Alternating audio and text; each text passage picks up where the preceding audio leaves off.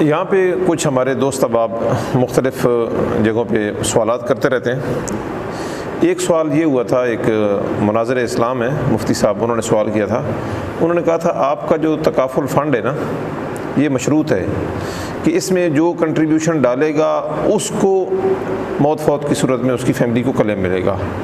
آپ کا یہ جو تکافل فنڈ ہے، یہ جو زمین وقف کی ہے، یہ رفع عامہ کے لیے نہیں ہے۔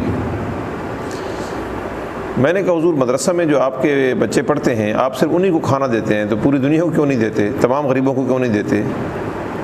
تو جس نے کنٹریبیوشن ڈالا ہے اس نے مدرسہ کے لیے ڈالا ہے نا، اس نے بھی مخصوص چیز کے لیے، اور آپ نے جو ادارہ قائم کیا وہ بھی مخصوص لوگوں کے لیے کیا، پوری دنیا کے لیے نہیں کیا۔ تو ہم گورنمنٹ نہیں ہے، حکومت نہیں ہے کہ پورے پاکستان کو ہم جو ہے نا کور کریں۔ ہمارا تکافل فنڈ جو ہے نا وہ وقف کی بنیاد پہ ہے، اور وقف صرف کنٹریبیوشن کرنے والوں کے لیے ہے۔ اس کا جو موقوف علیہم ہے وہ ممبران ہیں۔ پھر انہوں نے کہا جی یہ کیسے جائز ہو گیا کہ جو بندہ اس میں چندہ دے گا اس کو فائدہ ملے گا؟ میں نے کہا شریعت نے اس سے منع نہیں کیا، آپ دکھا دیں کہ اسلام میں کو منع کیا گیا۔ انہوں نے کہا یہ جو ہے نا اصل اشیاء میں اباحت ہے، احناف کا ایک طبقہ ہے جو اس اصل کو نہیں مانتا، اس قاعدے کو نہیں مانتا۔ چلیں آپ کے نزدیک یہ جائز صحیح، انہوں نے مجھے کہا، لیکن ایک طبقہ ہے جو اس قاعدے کو نہیں مانتا۔ تو میں نے ان سے گزارش کی جناب وہ اس قاعدے کو عبادات میں نہیں مانتا، معاملات کے اندر وہ بھی مانتا ہے کہ اصل اشیاء میں اباحت ہے، اصل میں چیزیں تمام جائز ہیں جب تک ممانعت پر دلیل نہ ہو۔ تو بندہ کنٹریبیوشن دے اور موت فوت کی صورت میں یا مختلف حادثات کی صورت میں، نقصانات کی صورت میں اس کا کور کیا جائے اس میں سے، اس سے شریعت نے منع نہیں کیا۔ کچھ لوگ یہ سوال کرتے ہیں کہ آپ کا جو شریعہ بورڈ ہے نا یہ کمرشل مولوی ہے، انہوں نے تنخواہ لینی ہے تو وہ تو جائز ہی کہیں گے۔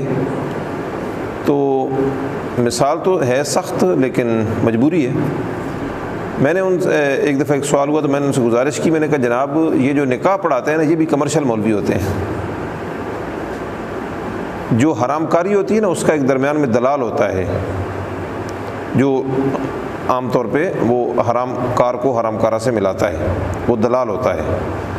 اب جو نکاح خوان ہوتا ہے وہ بھی مرد عورت کے تعلق کو جائز کرنے کے لیے اپنا ایک کردار ادا کرتا ہے، وہ بھی پیسے لیتا ہے۔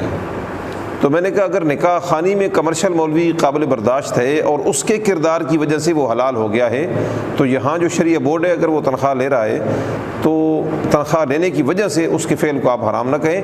وہ دیکھیں کن قواعد کی بنیاد پہ وہ فیصلے کر کے اپنی تنخواہ لیتا ہے۔ دلال پیسے لے تو وہ حرام ہوتے ہیں، نکاح خوان لے تو وہ حلال ہوتا ہے۔ وجہ کیا ہے؟ وجہ طریقہ کار ہے۔ کچھ لوگ کہتے ہیں جی کان کو ادھر سے پکڑو ادھر سے پکڑو، بات تو ایک ہی ہے۔ تو ہم گزارش کرتے ہیں کہ جس طرف سے شریعت کہتی ہے آپ اس طرف سے کان پکڑیں، دوسری طرف سے نہ پکڑیں۔ یاد رکھیں یہاں پہ کہ شریعت طریقہ کار کو دیکھتی ہے، نتائج کو نہیں دیکھتی۔ بکرا آپ ذبح کر دیں تکبیر پڑھ کے یا بغیر تکبیر کے، اس کی ویسے گردن کاٹ دیں یا پیٹ میں چھرا مار دیں، گوشت دونوں طریقوں سے حاصل ہو جائے گا، جو بھوک ہے وہ دونوں طریقوں سے مٹ جائے گی، جسم کو تقویت دونوں طریقوں سے حاصل ہو جائے گی، ذائقہ بھی ایک جیسا ہوگا تقریباً، لیکن فرق طریقہ کار کا ہے۔ ایک نے اللہ کے قانون کو فالو کیا ہے اس کے لیے حلال ہے، ایک نے اللہ کے قانون کی خلاف ورزی کی اس کے لیے حرام ہے۔ ایک بندہ شراب خانے میں ڈیوٹی کرتا ہے، دوسرا جوس والی فیکٹری میں کرتا ہے، دونوں 8-8 گھنٹے کام کرتے ہیں، محنت کر کے پیسہ لے رہے ہیں، ایک کا حلال ہے ایک کا حرام، کیونکہ ایک شریعت کے قانون کے مطابق کام کر رہا ہے اور دوسرا شریعت کے قانون کی خلاف ورزی کر رہا ہے۔ تو اصول، ضابطہ اور قاعدہ اس کو دیکھا کریں، نتائج کو نہ دیکھیں۔ نتیجے کے طور پر تو دونوں 8 گھنٹے تنخواہ لے کے پیسہ لے کے آ رہے ہیں نا گھر میں، لیکن ان کا طریقہ کار اور ان کا راستہ جدا جدا ہے۔ آپ ساتھی میں سے کسی کے ذہن میں کوئی سوال ہے؟ جو عام طور پہ سوالات ہوتے ہیں، کوئی آپ کے ذہن میں ہے تو آپ بتائیں۔ ایک سوال یہ ہے کہ تکافل فنڈ میں پیسہ جاتا ہے اور پھر کہتے ہیں کہ یہ تھوڑا سا بچ کے جو ہے سرمایہ اکاؤنٹ میں چلا جاتا ہے، یہ پیسہ وقف ہو گیا اور پھر ادھر سے نکل گیا۔ پیسہ وقف نہیں ہوتا، پیسہ مملوک وقف ہوتا ہے۔ ایک چیز ہوتی ہے وقف، وہ زمین ہے جو نیچے وقف کی ہے، یہ پیسہ مملوک وقف ہے، وقف کی ملکیت میں ہے۔ کیا ہو سوال آیا نا؟ اچھا، تو ان کی آواز نہیں جائے گی؟ چلیں میں پھر سوال دہرا دوں گا، چل رہا ہے۔ سوال یہ کیا گیا ہے کہ جو پیسہ آپ ڈالتے ہیں فنڈ میں، پیسہ وقف ہو گیا تو وہ واپس کیسے جاتا ہے؟ جو بندہ چندہ دے وہ واپس تو نہیں لیتا۔ تو جواب یہ ہے کہ پیسہ وقف نہیں ہے، وقف یہ زمین ہے نیچے، اس کے اوپر فنڈ قائم ہوا ہے، پیسہ اس میں آیا ہے، وہ مملوک وقف ہے، وقف کی ملکیت میں ہے۔ تو وہ وقف ممبران کی بہتری کے لیے کیا گیا تھا، تو جو موت فوت کی صورت میں دیا وہ ان کی اس طرح بہتری ہو گئی کہ ان کا تحفظ ہو گیا، اور جو بچ گیا ممبر تو ہے نا وہ بھی، تو ان کی بہتری کے لیے ان کے سرمایہ کاری میں ڈال دیا۔ تو یہ شرائط پہلے سے طے تھیں کہ اس طرح جو ہے نا وہ کلیم ملے گا، اور جو بچے گا تو ان کی سرمایہ کاری میں ڈال کے ان کی بہتری کی جائے گی۔ وہ چونکہ ممبران کی فلاح و بہبود کے لیے ہے، تو ممبران کی فلاح و بہبود کی نوعیت مختلف ہے، اور یہ ساری چیزیں پہلے سے طے شدہ ہے۔ کلیئر ہو گیا؟ جی کلیئر۔ اس کے علاوہ اور کوئی سوال؟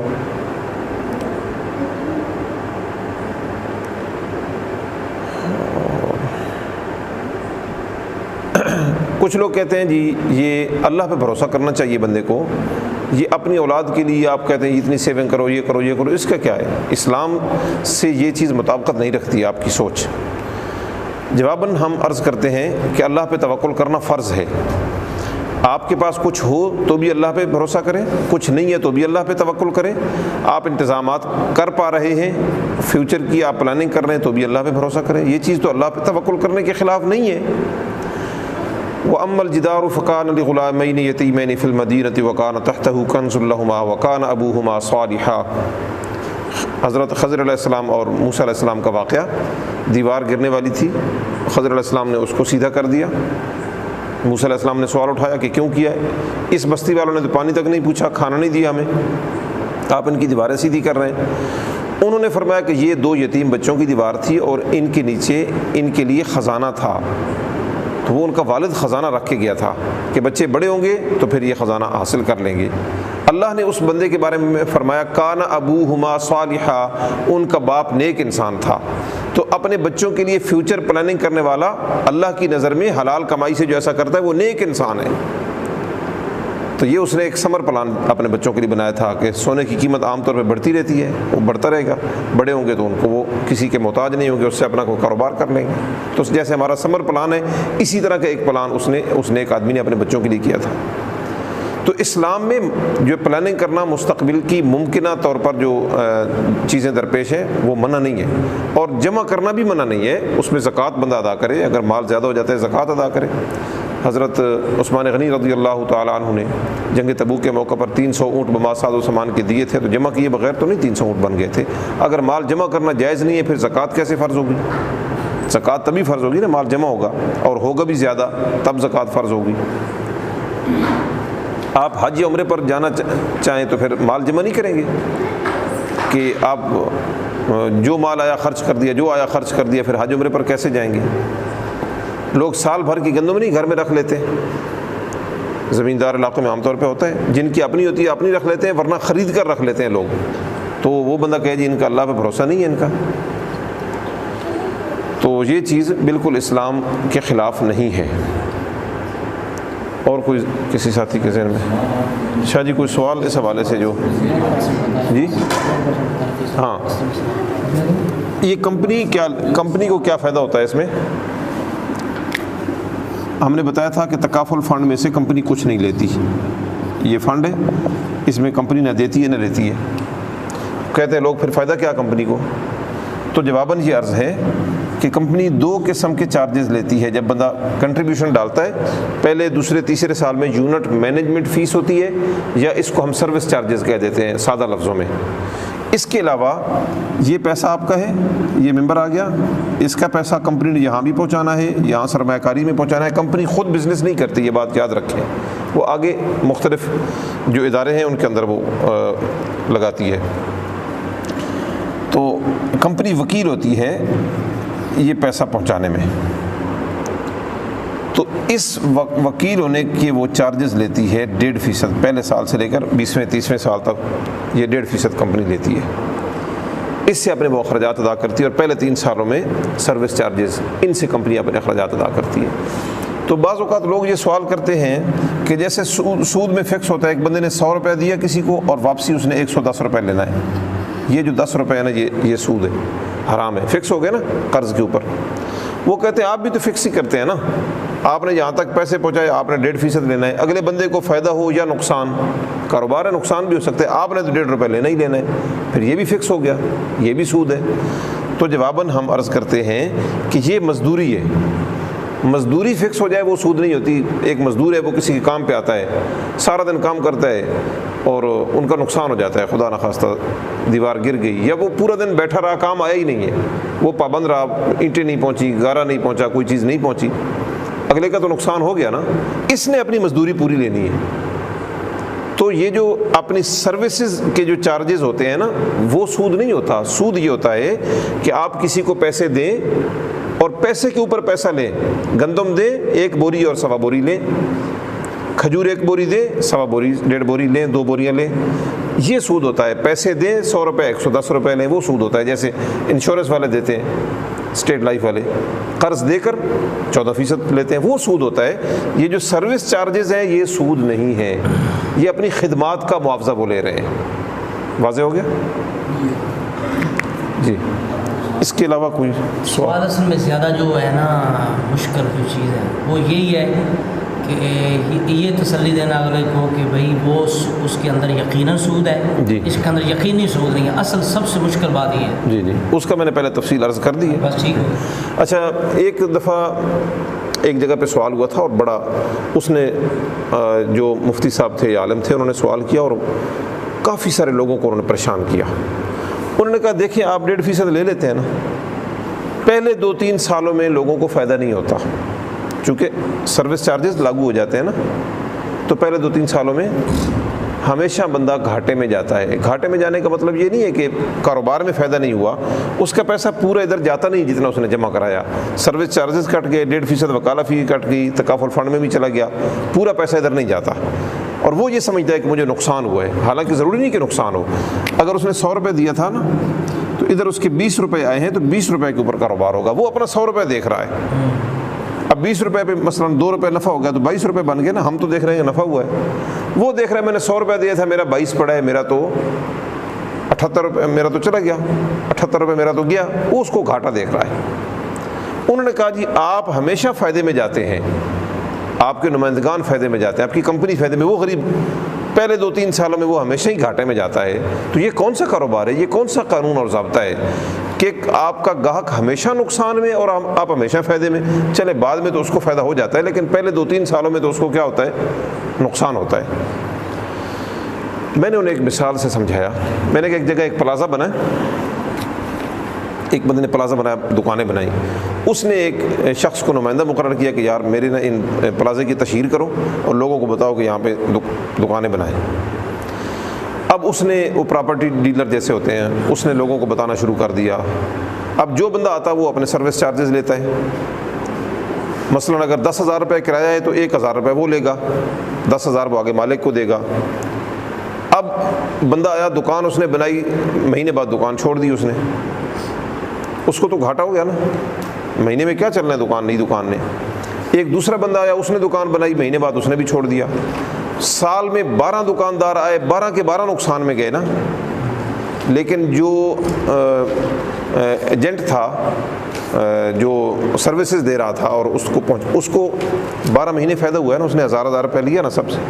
اب آپ کہیں یہ تو حرام ہے. بھئی اس کو نقصان ہوا ہے, ہر تاجر کو نقصان ہوا ہے اور اس کو ہر دفعہ فائدہ ہوا ہے, کوئی کہے گا اس کو حرام؟ اس نے اپنی سروسز دی ہیں تو تاجر کو چاہیے تھا نا 2-4 سال دیکھتا. ہر جو کاروبار ہوتے ہیں, پکوڑے سموسے کی دکان تو نہیں نا کہ صبح لگائی اور شام کو جناب آپ سمیٹ کے آ جائیں. کپڑے کی دکان بنا کے دیکھیں, میں نے خود بنائی ہے, تقریباً 5 سال ہو گئے, ابھی نفع نہیں ہوا. یہ خود بندہ کاروبار کر کے دیکھے نا, پھر اس کو پتہ چلتا ہے. اب اگر ہم نے وہ کرائے پر دکان لی ہوتی تو 5 سالوں میں ہمیں فائدہ نہیں ہوا, تو مالک کو تو فائدہ ہو رہا ہے نا, ہر سال ہر مہینے اس کو فائدہ ہو رہا ہے, ہمیں نقصان ہو رہا ہے. چونکہ اس کا ہم نے کرایہ دینا ہے, بجلی کا بل دینا ہے, سارے معاملات ہیں, تو پہلے دکان اتنی نہیں چلتی. تو یہ جو پلان ہم دیتے ہیں یہ ہے ہی 10 سال کا, تو آپ کیوں 3 سال پہ اس کو اسٹیمیٹ کر رہے ہیں؟ جو پلان ہم نے ابھی پہلے ڈسکس کیا ہے نا, وہ کتنے سال کا ہے؟ کم از کم 10 سال کا. آپ کھجور کا باغ لگائیں, مجھے ابھی صحیح معلوم نہیں, لیکن 8-10 سال لگ جائیں گے اس کو جوان ہونے میں, 5 سال تو لگیں گے ہی لگیں گے. اب اس کو آپ لگائیں, آپ کو پتہ ہے کہ 10 سال میں اس نے پیداوار دینی ہے, آپ 4 سال بعد کہیں جی میرے پیسے نکالو جو اس میں انویسٹ ہوئے تھے, کیا نکلے گا وہاں سے؟ سوا ایندھن کے کچھ نہیں ملے گا آپ کو. اب آپ کہیں جی جس نے مزدوری کی ہے اس نے بھی کما لیا. یعنی یہ انداز ہے, یہ تجارت کا, یہ کاروبار کا انداز ہے. ہم جب بتا رہے ہیں کہ یہ 10 سال کا پلان ہے تو وہ کیوں 3 سال پہ ختم کر رہا ہے؟ اچھا 3 سال پہ ختم کرنا ہے تو پھر 1 سال والا پلان لے لیں, وہ ہمارا الگ ہے پلان, اس میں فوائد پھر اس کے حساب سے کم ہے, وہ پلان لے لیں. وہ لیتا 10 سال کا پلان ہے اور حساب 3 سال پہ کر رہا ہے. گندم کی جو فصل ہے اس کی اگر 5 ماہ ہے شاہ صاحب, تو وہ 2 ماہ کے بعد اگر 3 ماہ کے بعد کاٹے گا تو چارہ ملے گا, گندم نہیں ملے گی اسے. اب وہ کہ یار کم از کم جو بوری میں نے ڈالی تھی وہ تو کسی طریقے سے نکل آئے, وہ نکل سکتی ہے. اس لیے وہ اس کے طریقہ کار کو سمجھنا چاہیے. ہم بتا رہے ہیں کہ یہ پلان کم از کم 10 سال کا ہے تو بندے کو پہلے ختم کرنے کے متعلق نہیں سوچنا چاہیے. ہاں یہ تکافل ہے, انشورنس نہیں ہے, یاد رکھیں. آپ نے ₹1,00,000 کا پلان لیا, اگلے سال آپ کے خدا نخواستہ حالات ڈاؤن ہو گئے, آپ اس کو کم کر سکتے ہیں, پلان کو چھوٹا کر سکتے ہیں, کوئی جرمانہ نہیں ہے, بڑھا بھی سکتے ہیں. ہر سال یہ چینجنگ فری ہے. انشورنس میں بندہ پھنس گیا تو پھنس گیا, یہاں پر یہ چکر نہیں ہے. قسط لیٹ ہو جائے جرمانہ کوئی نہیں ہے, یہ تھوڑی سہولت ہے. انشورنس والا جرمانہ کر دیتے ہیں. اور اس میں سے اگر بندہ اکثر اس کے جو پلانز ہیں اس میں سے وہ 3 سال کے بعد یا تقریباً 5 سال کے بعد وہ جزوی رقم لے سکتا ہے بغیر سود کے, چاہے سال بعد واپس کرے چاہے 10 سال بعد واپس کرے, چاہے نہ کرے, کوئی سود نہیں ہے اس میں. یہ تھوڑی سہولت ہے. اچھا ہاں جی. ایک بندے کو آپ پلان دے رہے ہیں نا 20 سال کا, وہ بتا رہا ہے کہ میری بیٹی تو 15 سال بعد جوان ہو جائے گی تو مجھے اس وقت ضرورت پڑے گی. آپ نے 20 سال کا پلان دیا ہے تو آپ کہیں گے 15 سال میں بعد آپ جو رقم ضرورت پڑے آپ اس میں سے لے سکتے ہیں. 60-70% تک اس میں سے بندہ لے سکتا ہے. پلان چلتا رہے گا, تحفظ بھی حاصل رہے گا اس کو. ہاں جی. تو یہ ہے جناب کچھ اعتراضات, ان کے جوابات. اس کے علاوہ اور کوئی سوال کسی ساتھی کے ذہن میں؟ سوال یہ ہے کہ انشورنس والا بھی 10-15 سال 20 سال بعد دیتے ہیں اور آپ بھی دیتے ہیں, فرق ہے؟ یہ تو ہم بتا چکے ہیں پہلے کہ بکرے کا گوشت آپ ذبح کر کے حلال, انہوں نے کہا کہ انشورنس والا بھی 15-20 سال بعد پروفٹ دے دیتے ہیں, آپ بھی دے دیتے ہیں. فرق کیا ہوا؟ فرق میں نے پہلے عرض کیا تھا کہ طریقہ کار کا فرق ہے. ایک بندہ بکرے کا ویسے گردن کاٹ کے اس نے جناب پھٹا لگایا ہوا ہے, وہ گوشت دے رہا ہے. دوسرا بسم اللہ پڑھتا ہے, تکبیر پڑھتا ہے ذبح کر کے. اب دونوں بیٹھے ہوئے ہیں, ریٹ ایک جیسا ہے. آپ کہیں گے کہ کیا فرق ہے یار, تم نے 2 لفظ بولے اس نے نہیں بولے, کیا ہوا؟ آپ کہیں گے بحیثیت مسلمان. کیوں؟ فرق طریقہ کار کا ہے. وہ انشورنس والے اپنے وہ جرم سے توبہ کر لیں, سود پر پیسے نہ دیں, اور جو ان کا لائف فنڈ ہے اس کو امداد باہمی کی بنیاد پہ وقف کے قانون کے تحت لے آئیں, اور سرمایہ کاری جو ہے وہ بالکل حلال طریقے سے کریں. ہم ان کے ساتھ ہوں گے, ہمیں کوئی دشمنی ہے ان سے. بالکل طریقہ کار اپنا ٹھیک کر لیں. سود سے دشمنی ہے. ہاں